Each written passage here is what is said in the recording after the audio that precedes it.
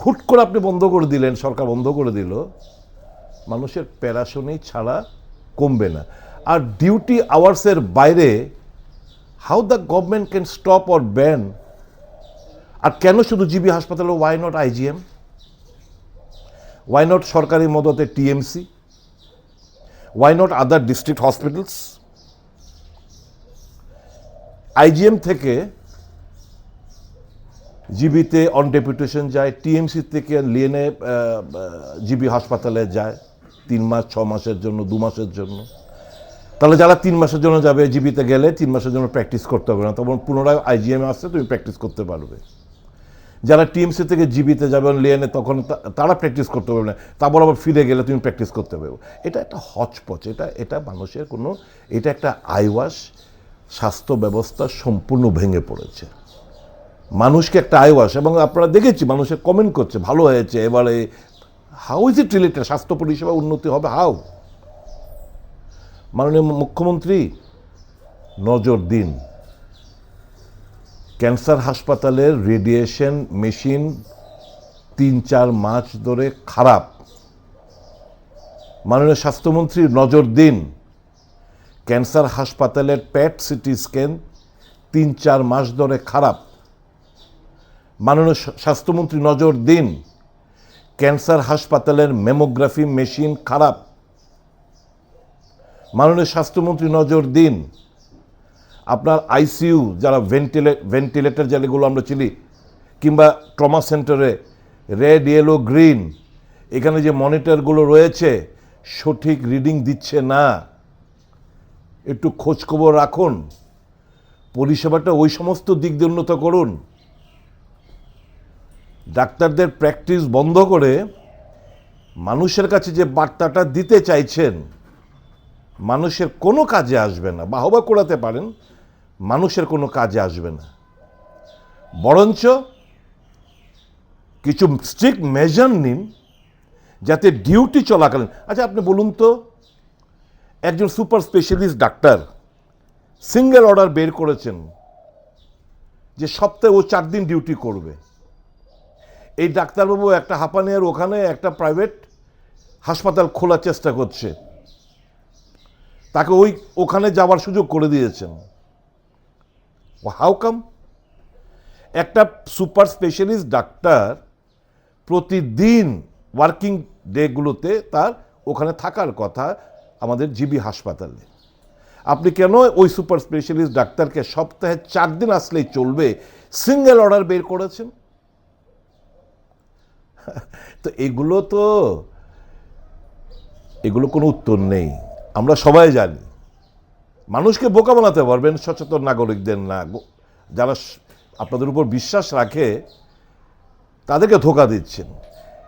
At the end of the day যেটা করলেন, আমার অ্যান্টিসিপেশন, যারা রিটায়ারমেন্টের কাছাকাছি দোরগোড়ে এসে গেছে, they will seek for voluntary retirement. ঈশ্বরের কাছে প্রার্থনা করে যেন সেটা না হয়। অনেকে বেটার অপরচুনিটি খুঁজবে, প্রাইভেট ইনস্টিটিউশনে চলে যাওয়ার, বহিরাজ্যে চলে যাওয়ার জন্য। এবং তাতে করে এখানকার স্টুডেন্টরা দারুণভাবে, এই যে আপনারা সিট বাড়িয়েছেন, আন্ডার গ্র্যাজুয়েট, তারপর পোস্ট গ্র্যাজুয়েট, এখানকার সিট বাড়িয়েছেন।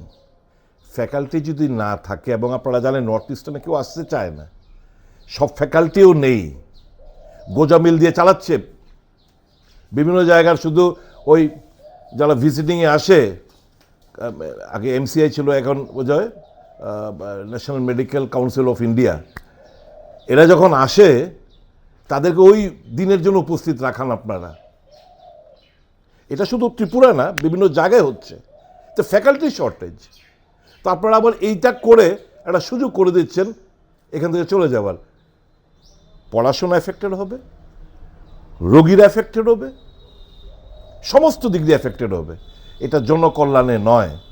আমার এপিল থাকবে সরকারের কাছে, প্লিজ, আমি যে পয়েন্টগুলো মাথায় এসছে বলে আমি বললাম, দয়া করে এটা একটু বিবেচনার মধ্যে আনবেন।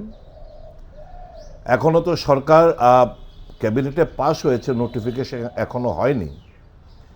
নোটিফিকেশনের সময় যদি মনে করেন সরকার যে আমার কথাগুলোর মধ্যে একটু যুক্তিসঙ্গত রয়েছে দয়া করে করবেন এরকমভাবে। তারপর আপনি all India institute of medical সায়েন্সের কথা উল্লেখ করেছেন আপনার ক্যাবিনেট মেমোতে। আচ্ছা বলুন তো, ডাক্তারবাবুদের কি সে পে স্ট্রাকচার দিতে পাচ্ছেন? সে বিভিন্ন অ্যালাউন্স দিতে পাচ্ছেন? রেসিডেন্সিয়াল কমপ্লেক্স দিতে পাচ্ছেন? নানা ধরনের সুযোগ সুবিধা যেগুলো এইমসের ডাক্তারবাবুরা পেয়ে থাকেন সেগুলো তো আপনারা দিতে পারছেন। মাত্র কি করলেন? 10% ছিল এনপিএ, নন প্র্যাকটিসিং অ্যালাওয়েন্স, সেটা বাড়িয়ে করলেন 20%। কত টাকা বাড়বে? বড় জোর 12-13 হাজার টাকা।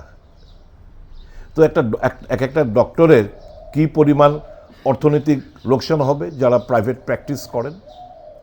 Do you think they will hang on over here? তো স্বাভাবিক they will try to quit within a short span of time. এটা সরে যাবে, চলে যাবে, এবং পড়াশোনা এবং চিকিৎসা ব্যবস্থা দারুণভাবে হ্যাম্পার হবেন। বরঞ্চ ওয়ার্ক কালচার ফিরিয়ে আনুন। হাসপাতালের যন্ত্রাংশ মেনটেন্যান্সের নাম করে পাচার হয়ে যাচ্ছে, নজর দিন। এই জিবি হাসপাতাল থেকে বিভিন্ন প্রাইভেট হাসপাতালগুলোতে পাচার হয়ে যাচ্ছে, এগুলো ব্যাপারে নজর দিন। খারাপ হয়েছে এগুলো নজর দিন। মনিটরগুলো ভুল রিডিং দিচ্ছে, নজর দিন। ক্যান্সার হাসপাতাল আমি 3টে মেশিনের কথা বললাম, নজর দিন। এটা না করে পাবলিকের কনভিনিয়েন্স কীভাবে হয়, যেই জায়গাগুলো সুবিধা সেইগুলো কীভাবে আপনি মোকাবেলা করবেন তার দিকে নজর দিলে আমার মনে হয় better. This is completely an I wash যে আমরা ডাক্তারের প্র্যাকটিস বন্ধ করে দিই, এখন পরিষেবা ভালো হবে। 8 ঘন্টার বেশি কেউ করবে? 8 ঘন্টার বেশি, 8 ঘন্টার বাদে সে কী করবে? ডাক্তারবাবু যাদের প্র্যাকটিস বন্ধ করেছেন কোথায় যাবে সে? আইডেল? রাদার ও চর্চার মধ্যে থাকবে। নানা হোক পেশেন্ট যারা হাসপাতালে যায় না, ওভার ক্রাউডিং বলে, ওভার ক্রাউডিংটা কোনো ম্যানেজমেন্টের কোনো ব্যবস্থা নিয়েছেন? হাসপাতালে রোগীরা মুড়িমর্কের মতো মানে বিছানা পায় না, ফ্লোরের সিঁড়ি করিডোরে এই সমস্তর মধ্যে ওরা থাকে, চিকিৎসা করায়। তো অনেক লোক তো এখানে যাবে না ভয়ে। তো স্বাভাবিক তার অপশন আছে তাদের কাছে। Why you are banning? এগুলো চিন্তা ভাবনা করবেন আমার বিশ্বাস, নয়তো দারুণভাবে কিন্তু এফেক্টেড হতে চলছে ত্রিপুরা রাজ্যের মানুষ। আর যারা আপনারা খুব খুশি হয়েছেন আমি কমেন্ট দেখেছি, প্লিজ আমি যে কথাগুলো বললাম আরবার একটু নতুন করে ভাববেন। মূল উদ্দেশ্য যেটা নিয়ে সরকার এই প্রাইভেট প্র্যাকটিস বন্ধ করেছেন আমার ধারণা, এবং যেটা উল্লেখ করেছেন যে পাবলিকের সার্ভিস আরও বেটারমেন্ট হবে। তো আমার মনে হয় এই জায়গাটা আমি একটু ভিন্ন মত প্রকাশ করছি।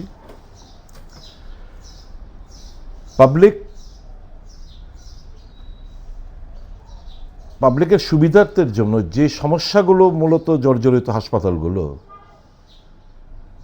সেটা হচ্ছে ওয়ার্ক কালচার। দ্বিতীয় আছে মেশিনপত্র, ইকুইপমেন্টস আছে, টেকনিশিয়ান নেই। কিছু যন্ত্রাংশ অকেজো হয়ে পড়ে রয়েছে, সারাইয়ের কোনো উদ্যোগ নেই। যে যার খুশি মতো এখানে চলছে, কোনো লুক আফটার মনিটর করার কোনো বন্দোবস্ত নেই। শুধু প্রাইভেট প্র্যাকটিস বন্ধ করে রোগীদের সুবিধার্থে কি হবে? আমি তো এই জায়গায় তো আমি বুঝতে পারছি না যে ডাক্তারবাবুদের প্রাইভেট প্র্যাকটিস বন্ধ করলেন, এটা চিকিৎসা ক্ষেত্রে পেশেন্টদের সুবিধা কি হবে? ডাক্তারবাবুরা 8 ঘন্টার বেশি ডিউটি করেন না, 9 to 5। যেটা করতে হবে আমার মতে 8 আওয়ারলি রোটেশন ডিউটি চালু করতে পারে উইথ এমডি ডক্টরস, ভালো ভালো ডাক্তারবাবুদের দিয়ে হাসপাতাল। 8 ঘন্টার বেশি ফ্যাকাল্টির কোনো কাজ নেই, টিচিংয়ের কোনো কাজ নেই। স্ট্রিক্টলি মনিটর করা দরকার সরকার যে এই ওয়ার্কিং পিরিয়ডের মধ্যে কেউ যেন কোথাও প্রাইভেট প্র্যাকটিস না করে, নাম্বার 1। বায়োমেট্রিক অ্যাটেন্ডেন্সের বন্দোবস্ত যেন করা হয়, নাম্বার 2। কোনো পেশেন্টকে হাসপাতাল থেকে নিজের প্রাইভেট ক্লিনিকে নিয়ে যেতে না পারে সেটা মনিটরিং করা, এগুলো করলেই তো মোর দেন সাফিসিয়েন্ট। আমার প্রাইভেট প্র্যাকটিস ব্যান করা, এটা আমি বলবো আম জনসাধারণ আর একটা প্যারাশুনি। হাসপাতালগুলোতে যেমন এসএসকেএম, বিভিন্ন বাইরের সরকারি হাসপাতালগুলোতে পে ক্লিনিক আছে, প্রাইভেট ওপিডি আছে। আপনি বিভিন্ন জায়গায় আপনি দেবেন না প্র্যাকটিস করতে, হাসপাতালে দিন, হাসপাতালে ব্যবস্থা করে দিন প্রাইভেট ওপিডি কিংবা পে ক্লিনিকে। যারা এফোর্ড করতে পারবে তারা যেন গিয়ে ডাক্তারবাবুর সঙ্গে কনসাল্ট করতে পারে ইন দ্য ইভিনিং আওয়ার্স, যখন তারা অফ ডিউটিতে থাকে। क्या आपके पास पुराना गोल्ड ज्वेलरी है जो अब आप पहनते नहीं? तो अब समय है उसे नई पहचान देने का। स्वर्ण कमल ज्वेलर्स में लीजिए ओल्ड गोल्ड एक्सचेंज का फायदा। अपना पुराना सोना लाइए और बदलिए उसे नए हॉलमार्क्ड गोल्ड या डायमंड ज्वेलरी में। 100% transparent purity testing, current market rate के हिसाब से बेस्ट वैल्यूएशन और पूरा भरोसा। आज ही विजिट कीजिए स्वर्ण कमल ज्वेलर्स। पुराना सोना, नई खुशियाँ।